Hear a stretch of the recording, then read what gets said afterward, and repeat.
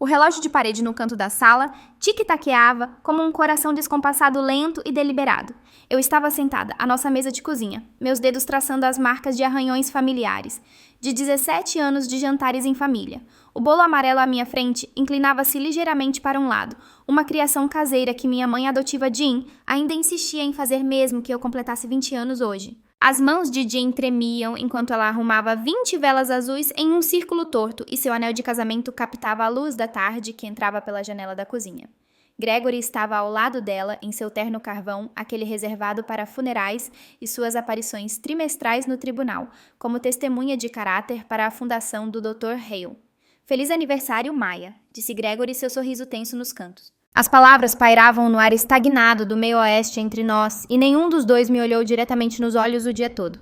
Obrigada, respondi, observando Jean se atrapalhar com o isqueiro, sua terceira tentativa de criar uma chama firme. O silêncio que se seguiu parecia ensaiado, como se eles tivessem praticado este momento por semanas. Gregory limpou a garganta, ajeitando a gravata a um hábito nervoso que eu havia catalogado desde a infância. Maya, há algo que precisamos te contar agora, que você fez 20 anos. Jean parou de acender velas 5 ainda apagadas. Seus olhos voaram para Gregory, uma pergunta silenciosa passando entre eles. Esperamos até acharmos que você estava pronta, ele continuou. Jean girou seu anel de casamento, a aliança de ouro, girando como uma arruela em seu dedo. A ação falava mais alto do que quaisquer palavras que ela pudesse oferecer. Eu pego, ela murmurou, desaparecendo no corredor. As tábuas do chão rangeram sob seus passos rápidos. Eu esperei mantendo essa expressão neutra que aperfeiçoei ao longo de anos de observação cuidadosa. Quando Jean retornou, ela estava arrastando uma mala Samsonite surrada, aquela antiga com a roda quebrada que não via a luz do dia, desde antes que eu me entendesse por gente. Você foi adotada, Maya. Gregory afirmou, a voz monótona como se estivesse lendo um roteiro invisível. Você veio para nós quando tinha 3 anos. Jean deslizou um envelope sobre a mesa de carvalho gasta, empurrando-o para além do bolo inclinado até que ele parou a centímetros das minhas mãos. Não o peguei imediatamente. Há 400 moedas lá dentro, ela disse suavemente. E o endereço de um albergue na cidade. Eles têm tarifas mensais. Gregory ajeitou a gravata novamente. Cumprimos nossa obrigação para com o Estado. Você é adulta agora e achamos que é melhor que você comece sua própria vida. Jean terminou sua voz embargando na palavra final. Olhei para o envelope, depois para os rostos que havia estudado por 17 anos procurando reflexos de mim mesma. Nunca encontrei nenhum. Esperei um instante a mais, antes de falar, observando o desconforto crescer em suas posturas. Há mais alguma coisa que vocês precisam me contar sobre Camille Mercer. A cor do rosto de Gregory sumiu tão rapidamente que parecia que alguém tinha puxado um plug. A xícara de café de Jean escorregou de suas mãos, quebrando-se no chão de madeira, o líquido escuro espirrando em seus sapatos beges e sensatos. Como você... Gregory começou depois, parou seu instinto de advogado para controle de danos entrando em ação. Há 2 meses eu estava procurando decorações de Natal em nossa garagem, quando encontrei uma caixa de metal com um cadeado quebrado. Eu expliquei. Lá dentro, sob registros fiscais e escrituras de propriedade, havia uma certidão de nascimento com um nome que eu nunca tinha visto antes, Maya Claire Mercer. Mãe doutora Camille Elizabeth Mercer. Pai desconhecido. Por semanas depois, passei minhas tardes na biblioteca pública, pesquisando arquivos de jornais e registros públicos. A máquina de microfilmes tornou-se minha confidente mais próxima enquanto eu encontrava as reportagens sobre as perigosas ilusões da doutora Camille Mercer em relação a experimentos no Instituto Stonemer, onde Gregory outrora trabalhava como diretor financeiro. Vou arrumar minhas coisas, eu disse, levantando-me da mesa. O bolo jazia esquecido suas velas, uma mistura de acesas e apagadas começando a escorrer para a cobertura amarela. No meu quarto dobrei metodicamente as roupas em uma mochila que havia comprado semanas atrás. Através das paredes finas, ouvi a discussão sussurrada deles no corredor, a voz de Jean subindo em angústia os tons mais ásperos de Gregory cortando-a. O jantar transcorreu em um silêncio desconfortável. Jean continuava me olhando, abrindo a boca como se fosse falar, depois desviando o olhar. Gregory estudava seu prato como se ele contivesse respostas para perguntas que ele não queria que fossem feitas. Parei na porta do meu quarto uma última vez, gravando na memória o papel de parede floral, desbotado à estante cheia de clássicos cuidadosamente selecionados à janela, que nunca fechava completamente no inverno. Quando saí pela porta da frente, mochila sobre um ombro e o endereço do albergue Pinewood no bolso, Gregory se ofereceu para me levar. Não, eu disse simplesmente e comecei a andar pela rua Maple Line sem olhar para trás. A mala que eles arrumaram ficou para trás junto com a versão deles da minha história. Mas eu estava levando a verdade comigo. O albergue Pinewood cheirava a desinfetante de pinho barato e décadas de fumaça de cigarro. Meu quarto, 3,65 metros por 21 metros, com manchas de água mapeando o teto, custava 30 moedas por noite. A essa taxa, o dinheiro que meus pais adotivos me deram duraria menos de 2 semanas. Prendi outra reportagem na parede. A coleção crescia diariamente títulos amarelados e fotografias granuladas espalhadas pelo papel de parede floral desbotado como uma infecção. No centro pendurada uma fotografia da doutora Camille Mercer, de um jornal médico, o rosto sério e determinado da minha mãe, meu rosto com 17 anos de escolhas diferentes. O gerente noturno bateu 2 vezes antes de entrar embora, a porta não tivesse fechadura. Outra noite tarde, hein? Vince perguntou encostado no batente da porta, seus olhos percorrendo minha parede de evidências sem curiosidade. Em lugares como o Pinewood, as pessoas aprendem a não fazer perguntas. Só vim verificar se você está viva. Está aqui há 3 dias seguidos. Estou bem. Dobrei o artigo que estava lendo. Obrigada pelo cobertor extra. Ele assentiu, demorando mais um momento antes de sair. A porta não fechava direito. Nada funcionava direito no Pinewood, o que o tornava perfeito. Ninguém esperava nada de um lugar que já estava caindo aos pedaços. Voltei à minha linha do tempo traçando fios vermelhos entre os alfinetes. Gregory Collins, diretor financeiro da Fundação Hale de 1998 a 2005. Dr. Martin Hale, fundador do Instituto Stonemeyer Mayer, atual presidente do conselho de 6 hospitais em todo o meio-oeste.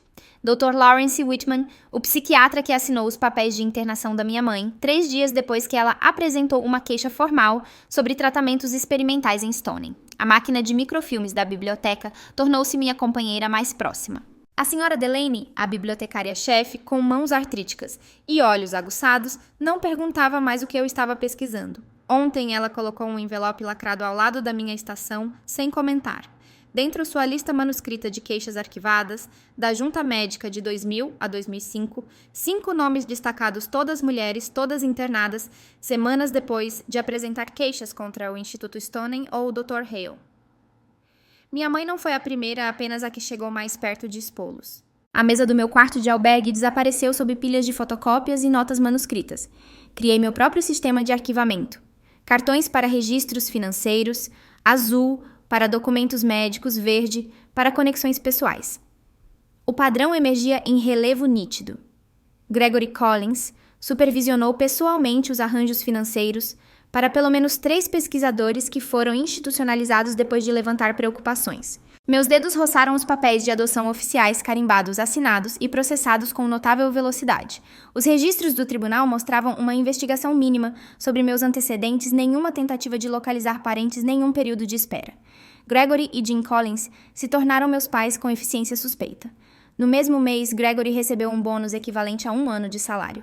Eu não fui salva, eu fui silenciada. Meu estômago roncou, mas eu o ignorei. Eu estava vivendo de lanches de máquina de venda automática e água do bebedouro da biblioteca. O dinheiro precisava durar e a fome era apenas mais uma distração. No tribunal, Millie Henderson me entregou um cartão de acesso enquanto fingia explicar o sistema de registro público. A voz da aposentada caiu para um sussurro. Sala de registros B, 3º andar. Esse cartão não registrará no sistema. Você tem 30 minutos antes que a segurança faça as rondas. Encontrei-o nos arquivos, supostamente lacrados, pagamentos trimestrais de uma empresa de fachada, para a família Collins, codificados como apoio a dependentes. Os pagamentos continuaram até o mês passado. Meu aniversário de 20 anos marcou o fim da obrigação deles. Eu segui o rastro de papel através dos prontuários médicos, observando as credenciais da minha mãe desaparecerem uma a uma, sua licença médica suspensa pendente de revisão, sua pesquisa publicada, retirada com vagas alegações de má conduta, suas posições acadêmicas encerradas. Um apagamento sistemático, executado com terrível rigor. A bibliotecária me encontrou no final da tarde de quinta-feira, seus lábios apertados em uma linha fina. Ela deslizou uma pasta gasta sobre a mesa sem me olhar nos olhos. Eles não deveriam mais existir, ela murmurou. Eles solicitaram que todas as cópias fossem destruídas durante a investigação. Guardei uma. Estava esperando alguém fazer as perguntas certas. Dentro a declaração original da doutora. Camille Mercer detalhando tratamentos experimentais em pacientes femininas diagnosticadas com transtornos de personalidade opositora. Ou tendências histéricas, pacientes que questionavam em autoridade mulheres que se recusavam a obedecer. Tratamentos projetados para criar docilidade e aceitação de hierarquias estabelecidas. No meu quarto do Pinewood, abri um dos envelopes de doação de Gregory da Fundação Hale. O endereço de retorno estava lá como uma acusação em tinta azul. O mesmo logotipo aparecia nos papéis de internação da minha mãe. A mesma assinatura de Gregory Collins autorizando arranjos financeiros para a residência terapêutica indefinida, da doutora Camille Mercer. A senhora Henderson me encontrou no porão da biblioteca 3 dias depois, suas mãos artríticas e nodosas torcendo-se nervosamente. Elas não estão no sistema, ela sussurrou olhando para as escadas. Quando Stone Mary fechou alguns pacientes, foram transferidos. Casos especiais, não em nenhum banco de dados público. Ela deslizou um mapa desenhado à mão sobre a mesa, uma estrada sinuosa através de uma densa floresta, uma saída não marcada, uma instalação chamada Centro Comportamental Rock Hollow. Apenas com crachá de segurança, ela acrescentou. Pessoal mínimo com tensão máxima. Naquela noite dirigi meu Honda de segunda mão pela estrada de acesso não marcada. Galhos de árvores arranhavam as janelas como dedos de aviso. Após 3 milhas de isolamento, densamente arborizado, a instalação apareceu uma estrutura de pedra imponente, com janelas estreitas e um perímetro de cerca de arame farpado. Uma única guarita monitorava a entrada. Uma placa discreta a identificava como Centro Comportamental Rock Hollow, propriedade privada, proibido a entrada. Ela está lá. Ela esteve lá todos esses anos, apenas 2 horas, da casa onde eu cresci. Estacionei no acostamento a 1/4 de légua de distância, usando binóculos para estudar o prédio. Câmeras posicionadas em cada canto, estacionamento para apenas 20 carros. Um cais de carga onde um caminhão de entrega de farmácia descarregava contêineres não marcados. Uma instalação projetada não para tratamento, mas para contenção. Minha mãe está atrás daquelas paredes, tenho certeza. A questão não é se vou tirá-la. A questão é até onde irei para desmantelar o sistema que a colocou lá e as pessoas que construíram suas vidas sobre o silêncio dela, começando pelo homem que chamei de pai por 17 anos. O espelho do banheiro do meu quarto de albergue refletia uma estranha. Tinta de cabelo castanho escuro manchava a pia de porcelana barata. Eu praticava minha história de fachada em voz baixa enquanto massageava a cor no meu couro cabeludo com as mãos enluvadas. Angela Weber, estudante de serviço social, tese sobre ambientes de cuidados de longo prazo. As palavras pareciam duras na minha língua apesar de 2 semanas de ensaio. Meu RG falso de estudante e meu formulário de solicitação de visitante descansavam na bancada ao lado de um caderno espiral, com perguntas de pesquisa desnecessariamente detalhadas. As pessoas raramente questionavam aqueles que pareciam oficiais e entediantes. A viagem para Rock Hollow levou 40 minutos em estradas rurais sinuosas. A instalação emergiu de uma densa floresta como algo saído de um pesadelo vitoriano, uma estrutura de tijolos imponente, com janelas estreitas e um portão de ferro forjado que parecia projetado mais para manter as pessoas dentro do que fora. Meu pulso martelava contra minhas costelas, enquanto eu me aproximava da entrada de visitantes, mas meu rosto não revelava nada. A recepcionista mal olhou para minhas credenciais, seus olhos vazios examinando meus documentos falsificados com indiferença mecânica. Propósito da visita, ela perguntou a voz monótona, como refrigerante velho e fraco. Pesquisa de entrevista com a paciente Camille Mercer para minha tese sobre ambientes de cuidados institucionais. Entreguei a ela a carta de aprovação com a aparência oficial que eu criei completa com assinaturas falsificadas. Ela carimbou um passe de visitante e me liberou sem um segundo olhar. O cheiro antisséptico me atingiu primeiro lixívia e limpador industrial, mascarando algo azedo por baixo. Pés arrastando-se ecoavam pelo corredor em ritmo constante, enquanto os pacientes se moviam entre as atividades programadas, flanqueados por atendentes com pranchetas e expressões vazias. A área de visita consistia em mesas espalhadas aparafusadas ao chão, cada uma separada o suficiente para evitar conversas fáceis entre os grupos. Um guarda estava junto à única saída às chaves tilintando no cinto. E então eu a vi. Minha mãe sentada junto à janela, mãos frágeis, cruzadas no colo cabelo ralo puxado para trás em um nó solto. A luz do sol filtrava-se através do vidro reforçado com arame iluminando partículas de poeira que dançavam ao redor dela como constelações em miniatura. Seu olhar vago não seguia nada em particular. Minha pesquisa não me preparou para o quão pequena ela pareceria. Aproximei-me lentamente colocando meu caderno sobre a mesa com calma deliberada. Doutora Mercer, sou Angela Weber. Obrigada por concordar em falar comigo. Seus olhos não focaram imediatamente. A medicação percebi a mantinha vagando entre a realidade e algum outro lugar. Sentei-me à sua frente, agudamente ciente do guarda, verificando o relógio. O tempo era crucial de acordo com o cronograma que eu havia memorizado. As rodadas de medicação aconteciam às 10h e às 14h. Eram 11h30 a janela de tempo em que alguns pacientes experimentavam breve clareza. Estou pesquisando ambientes de cuidados de longo prazo. Continuei alto o suficiente para qualquer um que estivesse ouvindo, então me inclinando ligeiramente, minha voz caindo para pouco mais de um sussurro. Maia. Meu nome é Maia. Seus olhos se aguçaram de repente, as pupilas contraindo como se alguém tivesse ajustado seu foco. Seus dedos tremeram enquanto se estendiam em direção ao meu rosto, parando a centímetros do contato. Eles disseram que você me esqueceria. Ela sussurrou a voz rouca pelo desuso. Que você estaria mais segura assim. O simples reconhecimento estilhaçou algo em meu peito. 16 anos de separação dissolvidos por 5 palavras silenciosas. Eu lembro o suficiente, respondi, abrindo meu caderno para criar um escudo contra os olhos que observavam. O olhar de Camille voou para o guarda depois de volta para mim. Temos 20 minutos antes que Lawrence faça suas rondas. Ele acha que estou respondendo bem à nova dosagem. Assenti, mantendo minha expressão neutra, apesar da tempestade que se formava por dentro. Me diga o que aconteceu. Experimentos de condicionamento comportamental em Stonemeyer. Ela murmurou, o rosto arranjado na máscara agradável do institucionalizado. Hale os chamava de tratamentos inovadores para pacientes resistentes ao tratamento. Ela descreveu torturas mentais, disfarçadas de terapia, privação de sono, isolamento, drogas experimentais, sem consentimento, a cuidadosa seleção de mulheres, difíceis, mães solteiras, ex-viciadas, sobreviventes de abuso, cujas queixas seriam facilmente ignoradas. Eu era chefe do departamento de psiquiatria. Encontrei os arquivos, suicídios de pacientes classificados como falhas de tratamento. Suas palavras vinham mais rápido agora, décadas de silêncio e verdade jorrando. Enfrentei Martin e registrei relatórios. 3 dias depois fui internada, declarada delirante por colegas em quem confiava. Seu pai arranjou tudo. Ela disse, e por um momento a confusão nublou minha expressão antes que eu percebesse que ela se referia a Gregory Collins.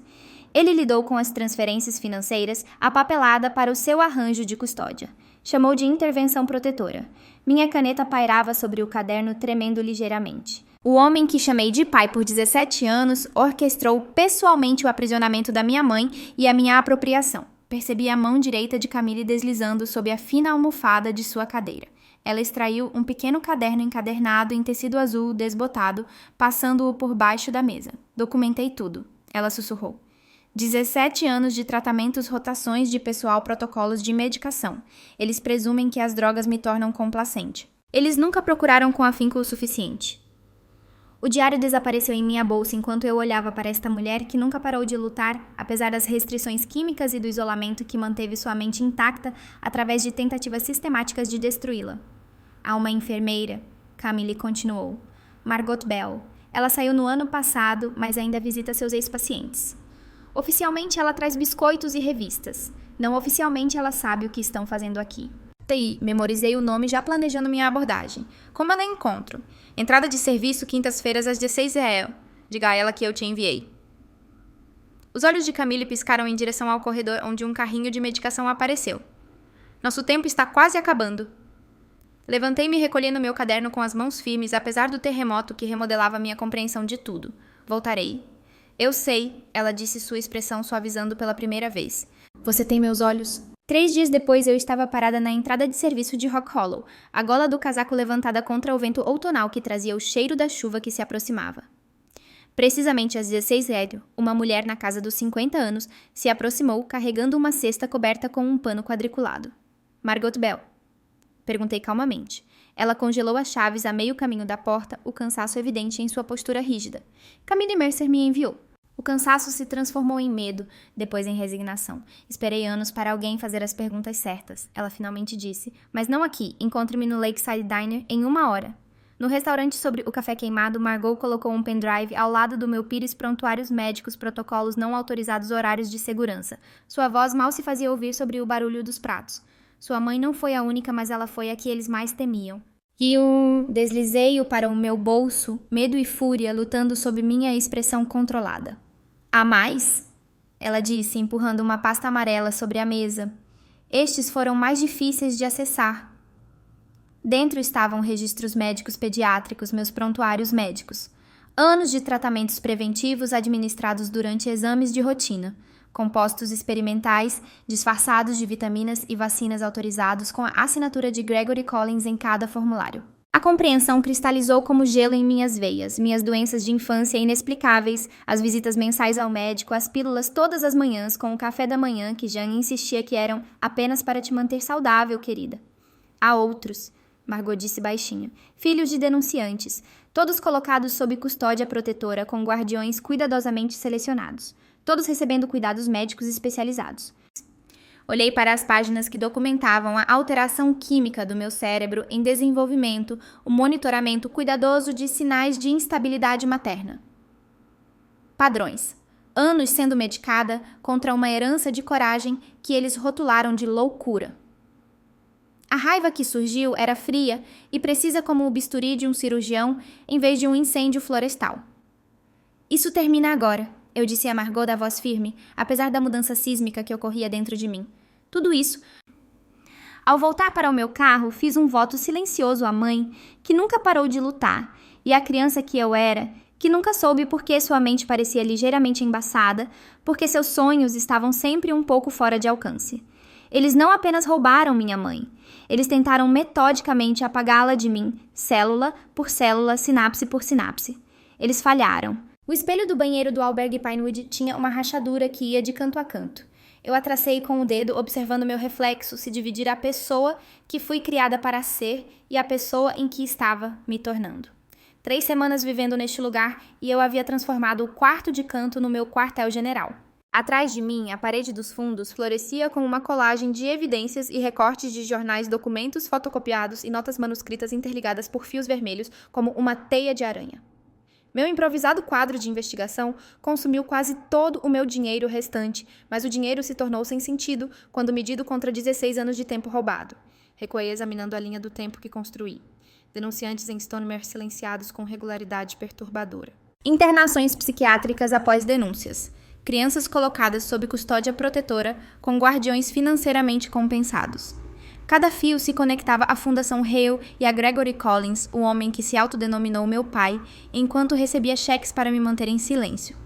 O diário codificado de Camille estava aberto na cama ao lado do meu laptop. Passei todas as noites por uma semana, transcrevendo sua caligrafia deliberada, decifrando a cifra de substituição que ela desenvolveu para documentar tudo dosagens de medicamentos aumentadas antes das inspeções do conselho, transferências de pacientes no meio da noite, membros da equipe que questionavam protocolos, de repente transferidos ou demitidos. O radiador hostil rangia e sibilava empurrando o ar morno para o quarto. Verifiquei o relógio quase na hora. Fora da janela do restaurante, o tráfego se arrastava sob a chuva da tarde. Escolhi este lugar especificamente lotado o suficiente para anonimato barulhento, o suficiente para mascarar a conversa e com 3 saídas em caso de problemas. A mulher à minha frente mexeu seu café pela 3ª vez, sem bebê-lo. Tentei contar essa história há 10 anos. Tessa Monroe disse finalmente, seus olhos afiados, apesar da fadiga que marcava seu rosto. Ela examinou os documentos que coloquei entre nós. Uma ex-jornalista investigativa Tessa estava na lista negra depois de investigar alegações de corrupção contra figuras politicamente conectadas. Ela foi minha 7ª tentativa de encontrar a aliada certa. As 6 anteriores acreditaram em mim, mas não tinham nem a coragem, nem a plataforma para ajudar. O que aconteceu? Perguntei, embora já soubesse pela minha pesquisa. Auditoria fiscal repentina, falhas misteriosas no computador que apagaram minhas fontes de pesquisa, testemunhas que negaram ter falado comigo. Ela bateu o dedo na foto do Dr. Hale. Eles não apenas me desacreditaram, eles me apagaram profissionalmente. E ainda assim aqui está você. Algo cintilou em seu rosto, não exatamente um sorriso. Algumas histórias nunca te deixam ir mesmo depois de te destruírem. Empurrei as páginas fotocopiadas do diário de Camille em sua direção. Desta vez temos evidências que eles não podem apagar. Ela estudou as páginas, sua máscara profissional escorregando por um breve momento. Sua mãe era brilhante. Mesmo pesadamente medicada, ela construiu um caso. Passamos a próxima hora desenvolvendo nosso plano de distribuição. Vários veículos, nunca apenas um, Tessa explicou. Podcasts independentes focando em ética médica e abusos. Institucionais, ex-promotores agora trabalhando na defesa de pacientes. Jornalistas operando fora das estruturas tradicionais da mídia. Pacotes individuais. Tessa explicou, esboçando um diagrama em seu guardanapo. Cada um recebe documentação exclusiva com códigos de acesso separados. Nenhum alvo único tem tudo. Um protocolo homem-morto. Adicionei, entendendo imediatamente. Ela assentiu algo como respeito cruzando suas feições. Não estamos apenas contando a verdade, estamos tornando-a muito barulhenta para ser enterrada. Retornei ao albergue depois do anoitecer para encontrar Gregory parado no saguão gasto, seu terno carvão, destoando do mobiliário desgastado. O gerente noturno parecia quase apologético enquanto eu me aproximava. Maia, Gregory disse, sua voz de advogado perfeitamente modulada apesar da tensão visível em sua mandíbula. Precisamos conversar. Eu o conduzi à sala comum, escolhendo deliberadamente o espaço com a câmera de segurança no canto. Ele percebeu meu posicionamento estratégico, seus olhos se estreitando ligeiramente. Sua mãe tinha certas genéticas instáveis. Ele começou ajeitando a gravata. Nós a protegemos dessa herança. Essas ilusões que você está buscando? Como você me encontrou? Eu o interrompi. Seu silêncio momentâneo me disse. Tudo eles estavam observando, rastreando. A polícia me contatou hoje, eu disse a ele calmamente. Eles estão preocupados com o meu comportamento. Momento interessante. Sua expressão não mudou, mas seus nós dos dedos ficaram brancos enquanto ele agarrava sua pasta de couro. Naquela noite, chegou uma mensagem de texto de Margot. Segurança dobrada em Rock Hollow. Transferência noturna programada. Estão movendo pacientes escondendo evidências. Alguém acessou minha conta da biblioteca ontem de acordo com a notificação de e-mail automática. Minha linha do tempo, cuidadosamente construída de repente, parecia muito lenta, muito metódica. 3 dias depois começou. O podcast de ética médica lançou sua entrevista com um informante anônimo, junto com as gravações de áudio de Camille, descrevendo os protocolos experimentais. Ao meio-dia, capturas de tela circulavam pelas redes sociais. Repórteres locais começaram a fazer perguntas. Dicas anônimas de ex-funcionários começaram a chegar validando nossas alegações. O gerente do albergue me parou nas escadas naquela noite. A voz baixa, 2 homens fazendo perguntas sobre você hoje. Mostraram distintivos, mas não deixaram cartões. Enviei uma mensagem de texto para Tessa imediatamente. Precisamos acelerar nossa linha do tempo. Pela manhã, eu já havia me mudado para um apartamento de um amigo de Tessa, meus poucos pertences na mochila. A primeira grande notícia havia pegado a história. A Fundação Hale emitiu um comunicado negando todas as alegações, chamando-a de campanha de difamação coordenada. A negação deles soava vazia contra a onda crescente de evidências que havíamos liberado. Muitas vozes falando de uma vez, muitos documentos apontando para a mesma conclusão. A verdade não estava apenas emergindo, estava rugindo. Acordei com o som do meu celular descartável vibrando contra a mesa de cabeceira. O relógio digital marcava 4h17 da manhã. O nome de Tessa piscava na tela. Está acontecendo, ela disse sem preâmbulo. Ligue em qualquer canal de notícias. Tatei o controle remoto, meus dedos desajeitados com o sono e a adrenalina. A televisão antiga do meu apartamento temporário ganhou vida banhando o quarto em luz azul. O título rolante na parte inferior da tela dizia: Últimas notícias. Múltiplos veículos de comunicação relatam alegações de abuso de pacientes no Centro Comportamental Rock Hollow. Minha respiração engasgou. Após semanas de planejamento cuidadoso, o lançamento sincronizado de pacotes de evidências para 7 diferentes veículos de comunicação funcionou exatamente como pretendido. O Washington Times tem os registros financeiros. Tessa continuou sua voz tensa com excitação controlada. O Canal 9 está exibindo as imagens de vídeo de Stonemer. A NPR tem 3 ex-funcionários em depoimento. Observei enquanto a câmera cortava para os degraus da sede da Fundação Hale. Dr. Martin Hale estava atrás de um pódio, sua aparência normalmente imaculada desgrenhada. Gotas de suor escorriam em sua testa, apesar do frio da manhã. Essas alegações são completamente infundadas. Ele gaguejou, ajeitando a gravata. A Fundação Hale tem um histórico de 50 anos de cuidados compassivos. A repórter o interrompeu. Dr. Hale pode explicar esses memorandos internos autorizando a internação da doutora. Camille Mercer, depois que ela relatou protocolos experimentais no Instituto Stonemer Meyer. A câmera ampliou os documentos erguidos para os espectadores verem. A assinatura do meu pai adotivo era claramente visível na parte inferior. Gregory Collins, diretor financeiro, Fundação Hale. Aumentei o volume enquanto o âncora relatava. As mídias sociais explodiram com a hashtag Verdade Rock Hollow, enquanto ex-pacientes começam a compartilhar suas experiências. Meu telefone vibrou, com uma mensagem de texto de um número desconhecido. Conselho Médico Estadual acaba de convocar sessão de emergência para as 9h da manhã. Está funcionando. Lá fora, o céu começou a clarear com os primeiros e pálidos indícios da aurora. Abri outro site de notícias no meu laptop. 3 administradores de Rock Hollow foram colocados em licença administrativa. Um congressista do Comitê de Supervisão está pedindo uma investigação federal. O sistema estava começando a ruir. Liguei para Margot exatamente às 7h05 da manhã, seguindo nosso cronograma predeterminado. O pessoal da noite está um caos, ela relatou em voz baixa. A administração ordenou que todos os arquivos dos pacientes fossem protegidos, mas a segurança está sobrecarregada, cobrindo a entrada onde os repórteres estão se reunindo. Esta noite, eu disse a ela, nos movemos esta noite. 16 horas depois, estacionei a 2 quadras da entrada de serviço de Rock Hollow. O noticiário da noite informou que a casa de Gregory Collins estava sendo revistada pela polícia e o Dr. Hale levado para interrogatório. O ímpeto havia se construído mais rápido do que esperávamos. Margot me encontrou no portão dos funcionários, seu rosto tenso com energia nervosa. Ela me entregou um crachá de identificação de funcionário. Já processei os papéis de alta. Ela sussurrou enquanto caminhávamos rapidamente pelos corredores de serviço. Os arquivei ontem antes que alguém estivesse procurando por atividade em comum. Os corredores estavam estranhamente silenciosos. A maioria dos funcionários havia sido mobilizada para lidar com a crise da mídia ou com o influxo de familiares preocupados ligando sobre pacientes. O 3º andar tem supervisão mínima esta noite, Margot explicou passando seu cartão-chave no elevador. Todo mundo está escondendo ou destruindo evidências. As portas do elevador se abriram no 3º andar. Meu coração batia contra minhas costelas enquanto nos movíamos pelo corredor, nossos passos abafados pelo carpete industrial. Margot parou em frente ao quarto 317, olhando para os 2 lados antes de destrancar a porta. Camille estava sentada na beira de sua cama, uma pequena sacola de lona embalada ao lado dela. Seu cabelo grisalho havia sido cuidadosamente penteado e ela usava um cardigan que eu nunca tinha visto antes sobre suas roupas hospitalares padrão. Eu sabia que você viria hoje, ela disse, simplesmente seus olhos tão parecidos com os meus claros e focados. A programação da medicação mudou. Eles estão distraídos. Atravessei o quarto em 3 passos e peguei suas mãos. Estavam frias, mas firmes. Não importa o que eles fizeram. Eu disse a ela, surpresa com a firmeza da minha própria voz.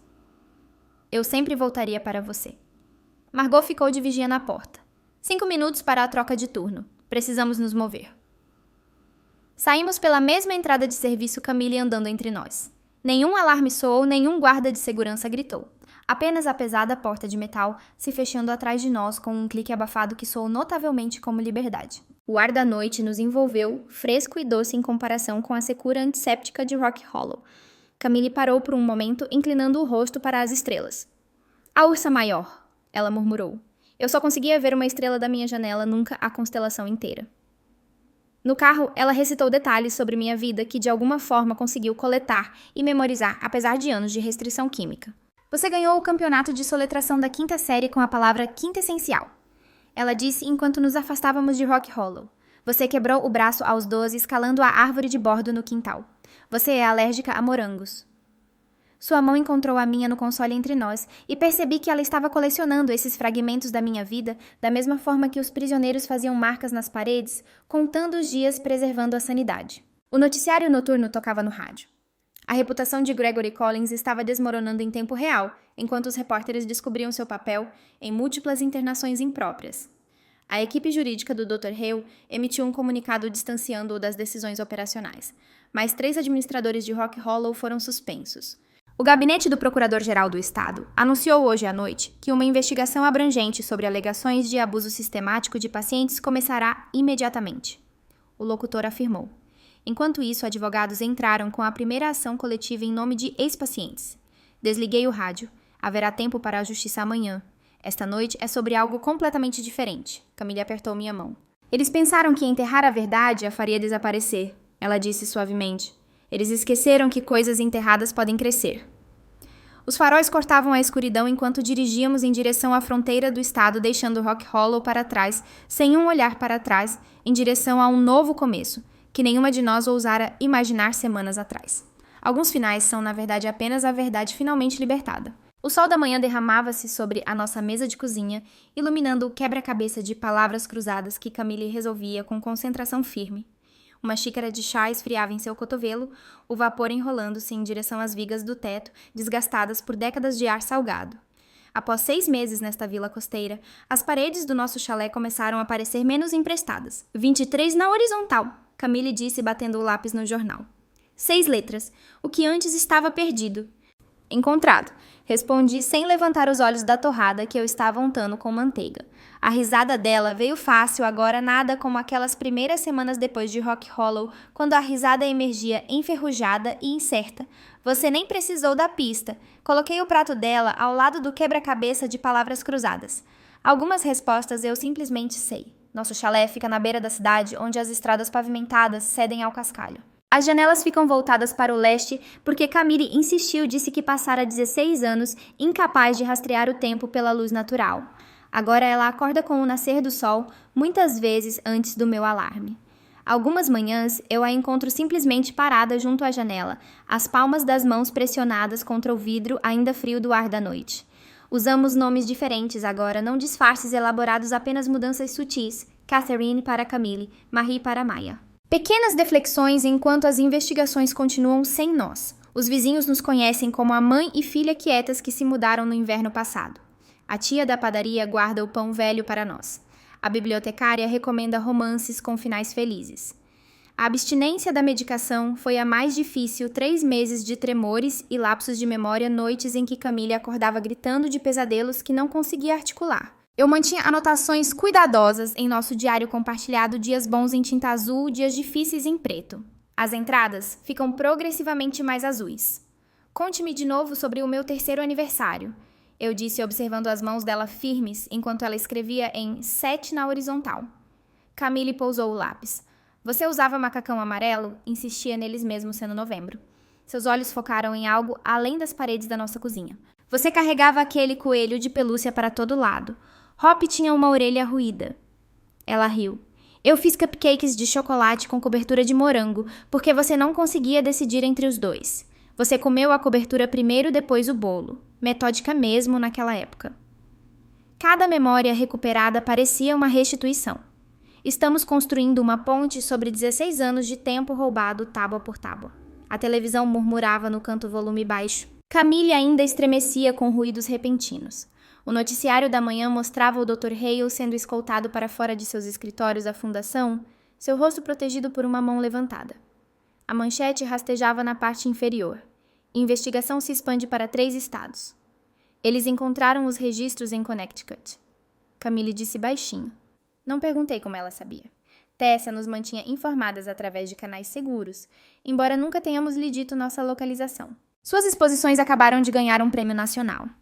Gregory Collins enfrentava 13 acusações criminais. O Conselho Médico Estadual suspendeu 6 licenças de psiquiatras. Uma audiência congressual sobre abuso psiquiátrico institucional começaria no próximo mês.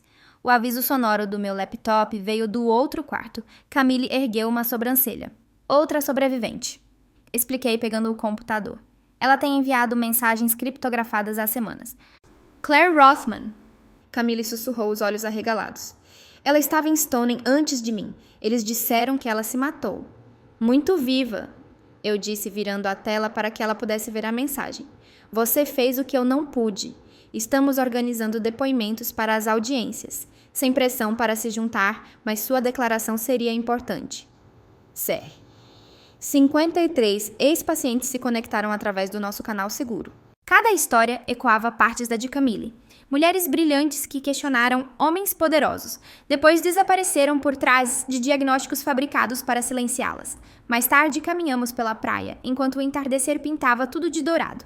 Os passos de Camille estavam mais fortes, agora sua estrutura menos frágil. Ela tirou uma fotografia do bolso, aquela que ela manteve escondida dentro da cópia de Jane Eyre da biblioteca de Rock Hollow por 16 anos. Nela eu estava sentada em seu colo não mais que 2 anos, ambas rindo de algo além da câmera. Sempre senti que faltava algo, admiti, observando as ondas apagarem nossas pegadas, mesmo antes de encontrar os documentos. Camille deslizou a mão na minha. Eles podiam levar todo o resto, mas não podiam apagar. A manhã seguinte trouxe consigo uma quietude que não sentíamos há muito tempo. Sentadas à nossa mesa de cozinha, o sol banhava o tabuleiro do Palavra Cruzada de Camille, que ela resolvia com concentração e uma caneta de aparo firme. Uma chávena de chá arrefecia ao seu lado o vapor a enrolar-se preguiçosamente em direção às velhas vigas do teto, marcadas por décadas de ar salgado. 6 meses nesta vila costeira, e as paredes do nosso chalé já pareciam menos alugadas. 23 na horizontal, Camille murmurou, batendo o lápis no jornal. 6 letras. Aquilo que outrora se perdeu. Encontrado, respondi sem levantar os olhos da torrada que eu estava a barrar com manteiga. A sua gargalhada agora era leve e fácil, nada parecida com aqueles primeiros dias, depois de Rock Hollow, quando o riso parecia enferrujado e incerto. Nem precisaste da pista. Coloquei o seu prato ao lado do quebra-cabeça. Algumas respostas eu simplesmente sei. O nosso chalé situava-se à beira da vila onde o asfalto cedia lugar ao cascalho. As janelas estavam viradas para leste, uma insistência de Camille. Ela dizia que passara 16 anos incapaz de acompanhar o tempo através da luz natural. Agora ela acordava com o nascer do sol muitas vezes antes do meu alarme. Algumas manhãs eu encontrava-a simplesmente parada junto à janela, as palmas das mãos pressionadas contra o vidro ainda fresco da noite. Agora usávamos nomes diferentes, não disfarces elaborados, mas mudanças subtis, Catherine para Camille, Marie para Maya. Pequenas deflexões enquanto as investigações continuavam sem nós. Os vizinhos conheciam-nos como a mãe e filha discretas que se tinham mudado no inverno passado. A tia da padaria guardava-nos o pão do dia anterior. A bibliotecária recomendava-nos romances com finais felizes.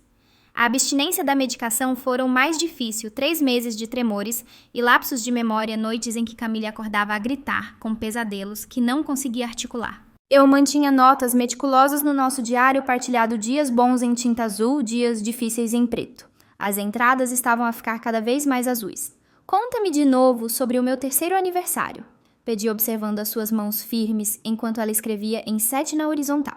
Camille pousou o lápis. Usavas um macacão amarelo e insistias nele mesmo sendo novembro. Os seus olhos focaram-se em algo para além das paredes da nossa cozinha. Levavas aquele coelho de pelúcia para todo lado. Hop tinha uma orelha roída. Ela riu. Fiz queques de chocolate com cobertura de morango porque não conseguias decidir entre os dois. Comeste a cobertura primeiro, depois o bolo, metódica mesmo nessa altura. Cada memória recuperada era como uma restituição. Estávamos a construir uma ponte sobre 16 anos de tempo roubado tábua por tábua. A televisão murmurava no canto o volume baixo. Camille ainda sobressaltava com ruídos súbitos. O noticiário da manhã mostrava o Dr. Hale a ser escoltado para fora dos escritórios da sua fundação, o rosto protegido por uma mão erguida. A manchete rastejava na parte inferior. Investigação expande-se para 3 estados. Encontraram os registros em Connecticut. Camille disse baixinho. Não perguntei como ela sabia. Tessa mantinha-nos informadas através de canais seguros, embora nunca lhe tivéssemos dito a nossa localização.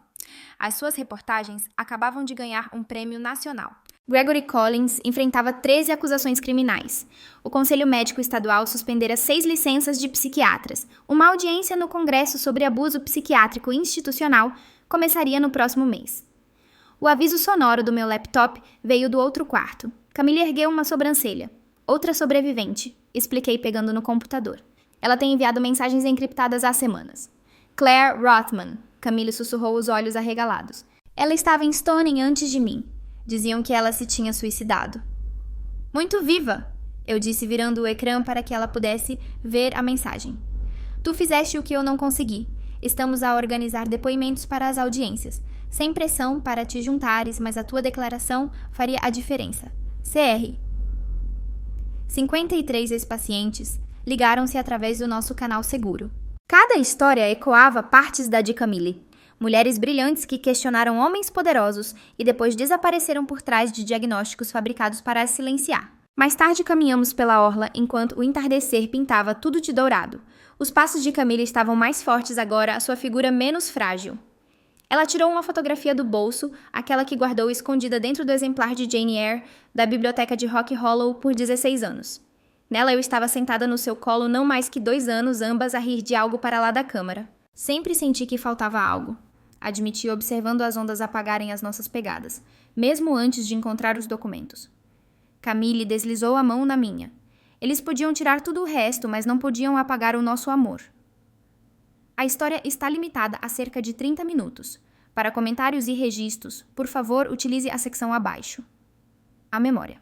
E agora as nossas memórias estavam a ser reescritas não pelos que nos tentaram silenciar, mas por nós mesmas, à luz do sol da manhã e da brisa salgada. Uma nova aurora. A manhã seguinte trouxe consigo uma quietude que não sentíamos há muito tempo. Sentadas à nossa mesa de cozinha, o sol banhava o tabuleiro do Palavra Cruzada de Camille, que ela resolvia com concentração em uma caneta de aparo firme.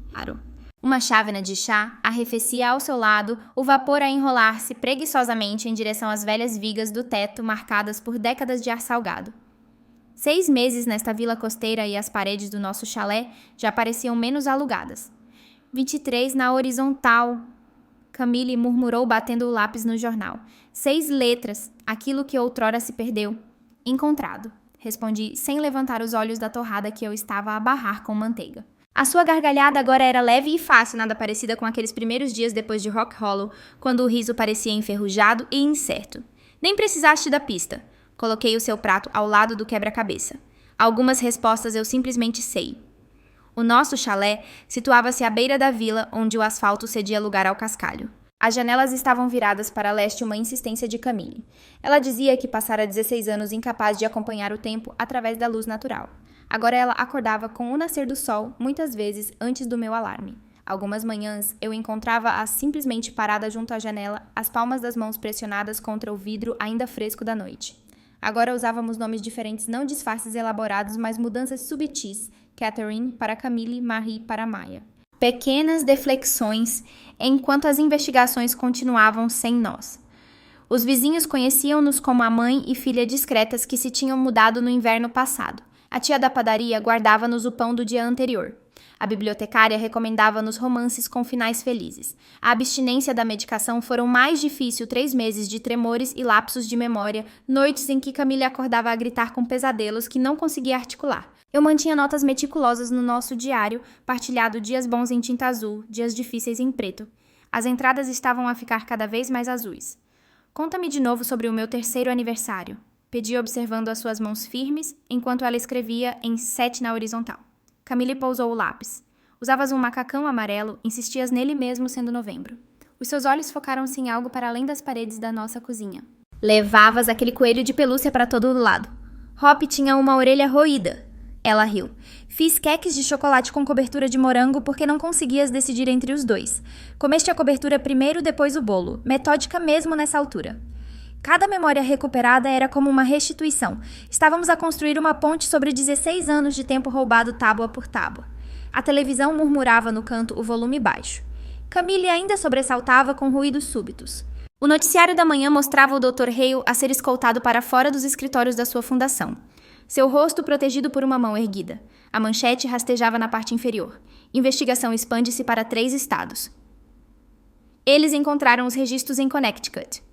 Camille disse baixinho. Não perguntei como ela sabia. Tessa mantinha-nos informados através de canais seguros, embora nunca lhe tivéssemos dito a nossa localização. As suas reportagens acabavam de ganhar um prêmio nacional. Gregory Collins enfrentava 13 acusações criminais. O Conselho Médico Estadual suspendeu 6 licenças de psiquiatras. Uma audiência no Congresso sobre abuso psiquiátrico institucional começaria no próximo mês. O aviso sonoro do meu laptop veio do outro quarto. Camille ergueu uma sobrancelha. Outra sobrevivente, expliquei pegando no computador. Ela tem enviado mensagens encriptadas há semanas. Claire Rothman. Camille sussurrou os olhos arregalados. Ela estava em Stoneham antes de mim. Diziam que ela se tinha suicidado. Muito viva! Eu disse, virando o ecrã para que ela pudesse ver a mensagem.